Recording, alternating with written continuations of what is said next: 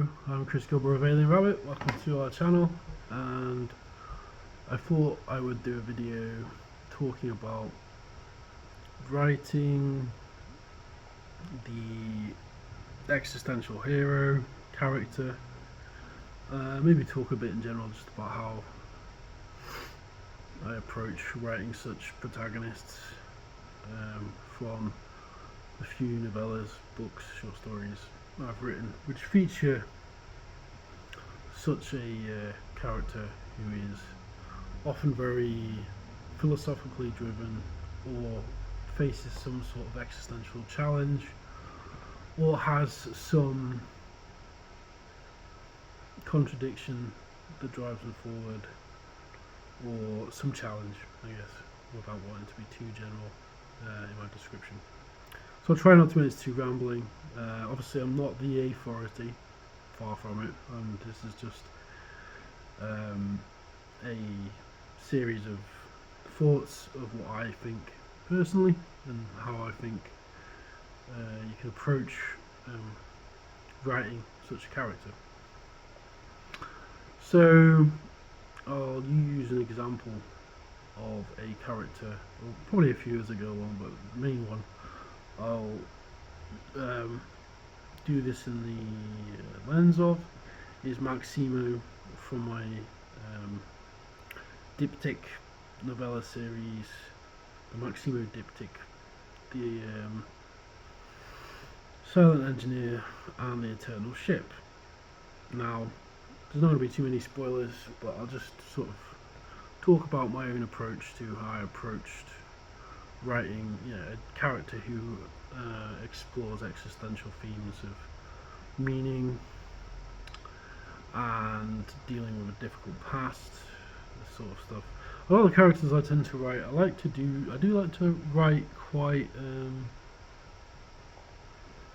characters who are difficult in one way or the other. I wouldn't say edgy, because there is a certain aspect to Maximo, I suppose. But again, I'll try not to make this too rambling. You probably haven't read the two novellas. Read them if you can, obviously.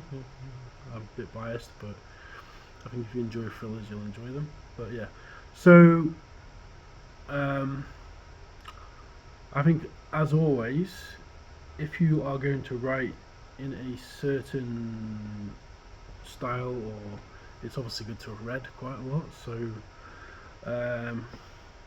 the key existential authors who may be good to look into to get some inspiration. Of course, there's Dostoevsky. He's the quintessential existentialist, really. So Crime and Punishment. But you don't have to necessarily read the big novels. White Nights is the first Dostoevsky story. I've not really read that much Dostoevsky. I'm more well acquainted, in fact, with Chekhov. I've read more of Chekhov's stories, and I'm more familiar with Chekhov in general, who's a very different type of writer. But yeah, obviously read. You want to explore what other writers have, how they've dealt with a figure who has got some sort of existential crisis, or crisis of meaning, whether it be a crisis of meaning, crisis of faith. Obviously,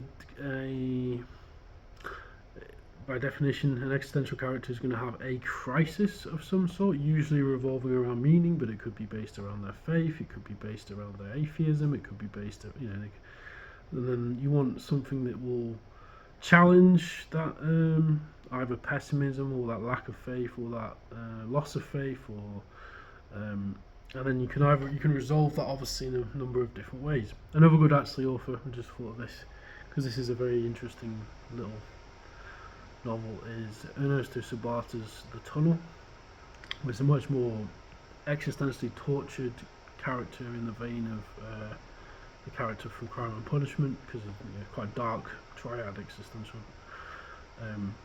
figure, not really a hero as well. And that's one of the interesting things about writing characters who are dealing with existential themes, is you don't necessarily have to write a quote-unquote good guy or a hero figure. This could be someone who's much more complicated and nuanced, and in whom the conflicts between good and evil morality can be played out in a much less black and white way than a traditional hero character per se.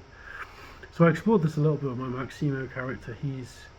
He has elements of the good and the bad within him, but I wouldn't even put it in those terms. He's somewhat pragmatic, but he has this romantic, idealistic side. So, he has this painter. He has this almost like hobby he likes to hide of being an artist and a painter, but it's a very private thing for him. He's dealing with a trauma of having been in a conflict as well, so that's explored somewhat.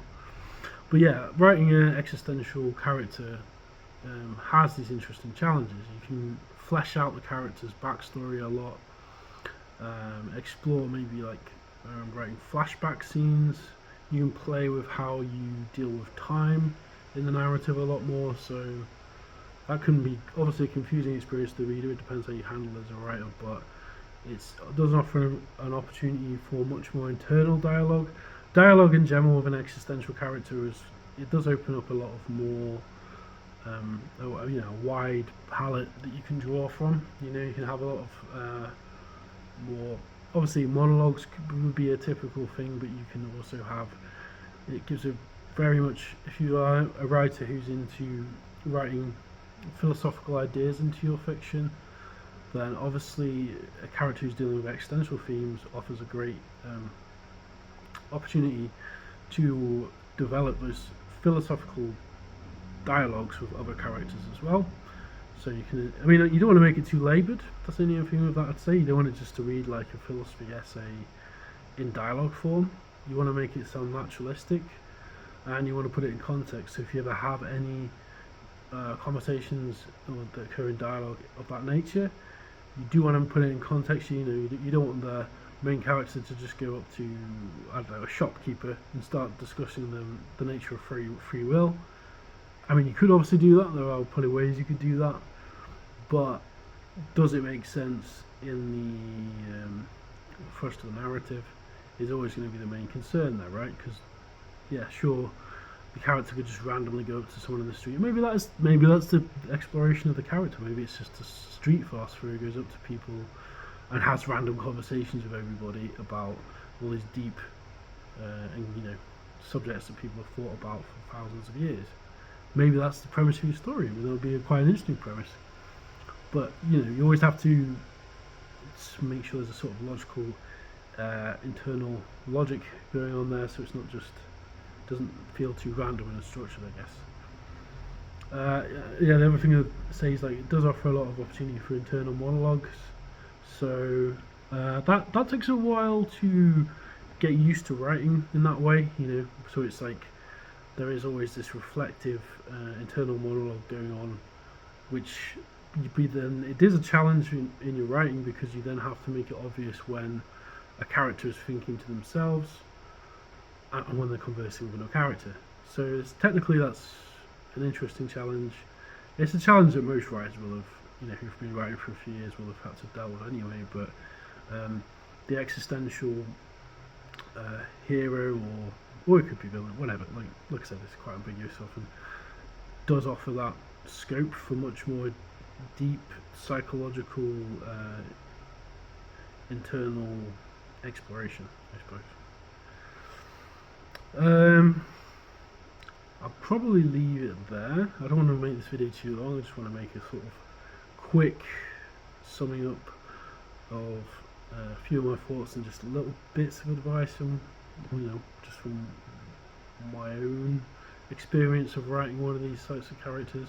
I mean, in my own books, specifically the Maximo character, that was an amalgamation of a few different, obviously tropes from literature. It's hard to escape those sometimes. Partly, the character's not just a self-insert. That's reductive. But there are parts of myself, obviously, in the main character. But I was trying to draw in a sort of tradition from an alien culture. In that example, a Russian existential character trope in some respects. It comes from Dostoevsky well, in a certain way anyway, but the sort of they have this idea in Russian culture of Now, this isn't exactly what Maxim is coming from, but it's the Holy Fool is this sort of like mad, eccentric outsider. And there was elements of that I pulled in. So obviously doing a lot of um, research if you're writing, especially from an alien culture, is very important. I think especially so if you're writing, you know, if you're like trying to write quite a serious character. Obviously, existential dramas can go into absurdism too. So it's very Camus obviously is a great person to explore in terms of the existential dramas. Um, that sense of the absurd, and just you can inject quite a lot of humour into um, philosophical existential fiction from that. That's something I've been very drawn to myself, and many of my short stories is just the absurdity of existence itself, and a certain influence certainly from surrealism, almost like like Monty Python-esque surrealism at times, with a little bit of the grotesque. It's something I've explored quite a lot, but that's just because that's my own sense of humour. Everyone will have their own hue or their own tone, I suppose, to their writing, and that is, I think, a lot of the time depends on your own personality and what you're drawn to in the world and humour and ideas and everything. In terms of like being drawn from philosophy, if you want to like draw some inspiration from philosophy, best place to go is to the classical stuff, really. Nietzsche, Camus, Sartre, Simone de Beauvoir, all those classical existentialist thinkers, really, to be honest, and Dostoevsky, of course. I mean, that's where Dostoevsky is really the origin of a lot of it. I mean, even Nietzsche himself, who's arguably the first modern philosopher of the existential like continental school, was hugely inspired by Dostoevsky, and you cannot go wrong with that, really. I'm quite a fan of Chekhov, though. Chekhov's there are there certainly isn't it. There certainly isn't it. I think there certainly is an existential feeling in a lot of Chekhov's short stories, especially something like the Nervous Breakdown, the Black Monk collection of those short stories. The Black Monk, especially, is definitely an existentially tortured figure. Now, obviously, I'm veering into just exploring individual short stories, but it's dead easy to read The Black Monk. You can probably find it online. And I feel that's a good entry point. I definitely found a good entry point for exploring the idea of somebody who is so caught up in an idea that it almost becomes self-destructive, but it also has an interesting visionary aspect. Obviously, there's Kafka as well in the more surreal, absurdist realms that you could look into for inspiration, because that is a existential horror, really. I mean, that he well, not in the strictest sense of the word. It's not like Lovecraft or something, but it's a it's something that is worth looking into as well. And like I said, you can introduce that sort of surreal, absurd humour into an existential character, because depending on what your philosophical approach is to life, a lot of it doesn't make much sense. A lot of it is quite bizarre, and you can put having that sort of character who has some sort of bizarre challenge they have to go through. I mean, like most stories that involve a hero, obviously a sort of hero's journey, but writing it in a specifically existential crisis manner, like I said, does offer a lot of. It's a good palette to draw from, and you've got plenty of philosophical books that you can read into, the aforementioned authors and philosophers I just mentioned before. Obviously, it's quite modern in many respects, even though these figures have been dead for a long time. It's still relatively contemporary in some respects, and you also have more obscure, maybe philosophers such as Chiron that you can look into. Emil Chiron, who I find very interesting. Wouldn't be everyone's cup of tea, but what's more the nihilistic edge of philosophy. But again, you can draw from all these people who've written many books about philosophy.